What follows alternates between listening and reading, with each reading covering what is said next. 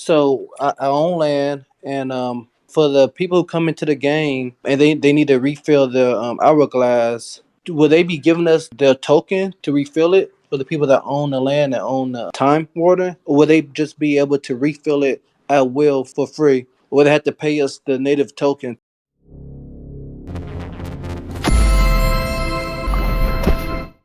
BigTime is an MMO RPG for PCs that, when we hit global launch, will be free to play and not pay to win. So the NFTs that drop inside the game are just cosmetic. They're skins and emotes. We have a pretty unique system with NFTs where you can buy, sell, and trade them inside of our game, or you can move them outside of the game where you're going to be able to mint them onto a variety of different chains. Your guys' team is amazing. If you mind if just kind of going into a little bit about them, and then also is mostly the Decentraland CEO kind of moving over to BigTime. Would really also like to learn that story too. The game was founded by Ari and Thor. Ari was the co-founder at Decentraland. Right around 2020 or so, he and Thor both conceptualized a BigTime, really kind of looking at some of the things that were wrong inside of the Web3 gaming space, notably the high barriers to entry and the not great levels of gameplay. The developers for the game are veterans of a lot of classic Web 2 games that everybody here is familiar with, such as League of Legends, Gears of War, Fortnite, Call of Duty Modern Warfare. So we took some very impressive Web 2 game developers and combined them with the expertise of some Web 3 founders, and that's how we came up with the gameplay and the style and the lore of BigTime. How do you plan on onboarding those players? Maybe go-to-market strategies or anything like that? You said that you guys are wanting to do the public release in a month or so. Any type of things you guys are going to do to try to onboard more players?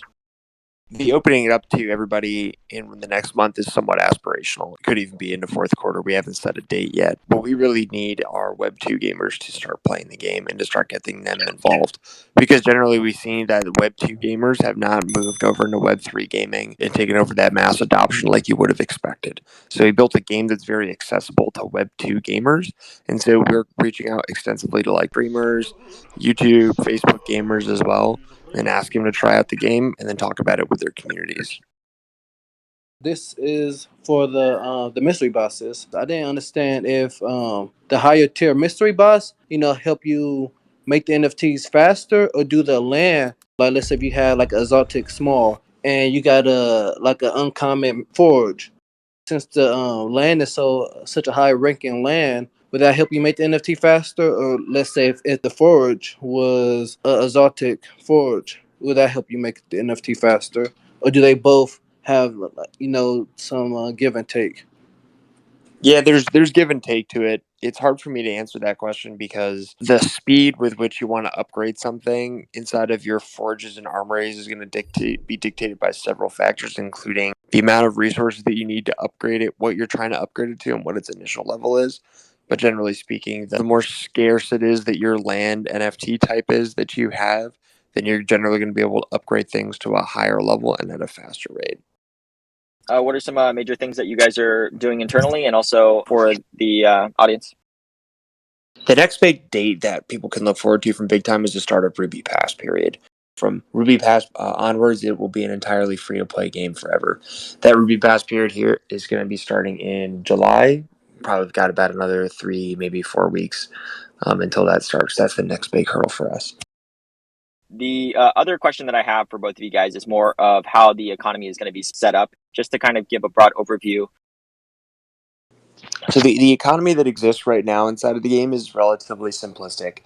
And that's only going to be during early access, where you can find cosmetic NFTs inside of the game and then use them, sell them, or trade them inside of our marketplace. And that's about it. You can't change or alter them. During global launch, it gets a little bit more complicated and a little bit more interesting for players, where you can take those same NFTs but then craft and upgrade them as well. There's essentially some ingredients that go into how you upgrade those things. Those ingredients are items that you can collect from in-game play. That includes a token, some ore, gold, and a couple of other things. Take all of those ingredients, bring them back to your space, and then put them into these forges and armories, and you can upgrade and make your own NFTs. And so in that sense, it's very much a player-driven economy in terms of the cosmetics inside of it. BigTime hasn't sold a single cosmetic skin yet. They're all coming from player-to-player interactions. Just super exciting, I think, because it's a player-run economy. Building during the bear market. Can you guys maybe set us at ease a little bit? Like, why are you guys going to be surviving during the bear market? We have a lot of runway. Our Series A, which we did about this time last year, we raised 22 million, and then we've done some land sales since then. So we've got about 80 or so full-time people. And generally speaking, I think a free-to-play game tends to do better inside of a bear market. That's somewhat of a personal opinion, but most people are not, ready to put up thousands of dollars or something similar that they may have done in another Web3 type game. So I own land, and for the people who come into the game and they need to refill their hourglass, will they be giving us their token to refill it for the people that own the land that own the time warden, or will they just be able to refill it at will for free, or will they have to pay us the native token to refill it? They're going to have to collect the token and some other types of in-game collection assets. We haven't released what that recipe is, but the things like the iron ore, those gems, the gold, and the token are all things that are inputs to upgrading those NFTs that you just mentioned. And For the Time Warden specifically, yeah, you're going to need some of the token to enable more sand in your hourglass. and with those things that they collect, it will go to the one that own the land, right? Some of them would, yes, go to the space owner, but then some of it could also go into big time by virtue of the fact that it needs to go back into the game ecosystem. For everybody else, while Big Time is a totally free to play game and you don't need any NFTs to hit the maximum levels, if you want to be able to collect the in game token, then you do need an NFT. And one of those NFTs is called Space, which is our land NFT. Think of it almost like buying a house, like buying real estate. And then inside of that, you enable this thing called the Time Warden, which is another NFT.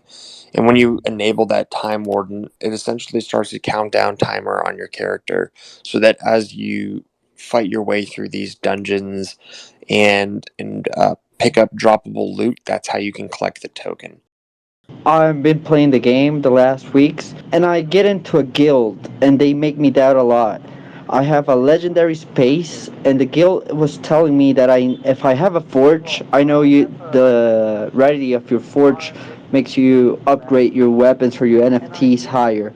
But do I need the previous rarities of space to get into legendary space NFT upgrades, or I can do it directly with my legendary space? Yeah, you're not going to need to have like multiple of those NFTs to do that. However, when we recommend that pyramid of it, essentially it is saying, hey, you want to be able to appeal to some people who want very, very rare items as well as ones who just want some moderately rare items. We have discussed a little bit about how the space upgrading will work in the full details of the economy, but we haven't done a ton of it. And in part because we're still going through the final balancing and testing of it. I'm hopeful that in the next month or so we're going to be able to answer all those questions, right? Because we're making a very very good high quality game with a lot of backside content and expansions, and we have a big team, and I don't think it's super difficult to say that we're really moving the ball forward in terms of gameplay in Web3. How do you all make that work when it's totally free entry? You need a lot of players inside of it, particularly if you're doing things like cosmetic NFTs. So we had to make a high quality game first because without that, the rest of it all kind of falls apart. So I know like it's only like 100 legendary items minted. So anything that come at in the game after this legendary will always be 100. If that's the case, mythic and exotic. So will those items only be like 50 and 20? Not quite. I mean, there's more legendary items that are going to drop, right? So if you look at just where we're at in terms of early access, the only NFTs that are dropping right now for space are rare, which is not symptomatic of what it's going to look like during global launch. Global launch will be multiple rarities. Are you going to be able to just print an infinite amount of legendary items? And the answer to that is no. There is a cap on it for sure, but it varies by item. But would always be a cap of 100 of legendary items? Would always be a cap of 1,000 on epic items? Or will that change in the future? I just want to see if it's gonna be a cap for the mythic and the exotic items. Because right now everything is set at 100 minted. Yes, so it will vary by the item what that cap is. It's similar to what that mid level is. So I know that you're gonna be able to upgrade the items, and then when you upgrade it, then the last item get born. So I see that we are able to look to see how many items are minted. So let's say if a legendary item go get moved up, it say 100. Where when we go back to look at it and it's born, will it say 99? Will it be updated to show that okay, people are actually upgrading that one, so it make it more rare, and will the people be able to see that? Yeah, you are going to be able to see the what the total supply is. My personal perspective is that that term minted is probably the wrong one, and we may change it. What we really mean is that that is what the total supply of that item will ever be. So, for example, if you look at all the space and add it up, we said on the marketplace that minted it's 600,000. Well, there's not 600,000 space in circulation right now. It's about 25% of that, somewhere thereabouts. So that's something we have to kind of clarify, because we want users to kind of understand, like, hey, that's the total supply that will ever be out there. It's not necessarily what's in circulation right now. What's in circulation is quite a bit more rare. I bought a J Pass, ended up buying it on the secondary market for a lot more than it was actually minted for. So I'm just kind of worried about the same thing for Time Wardens. I had to save up a lot of money to buy my space, and I was just wondering for the Time Warden if there's going to be a chance to buy it at a cheaper price, because current price right now is a little too much for me to be saving up for, and I'm pretty sure by the time I save up the money, it might be going up even more, or I don't know.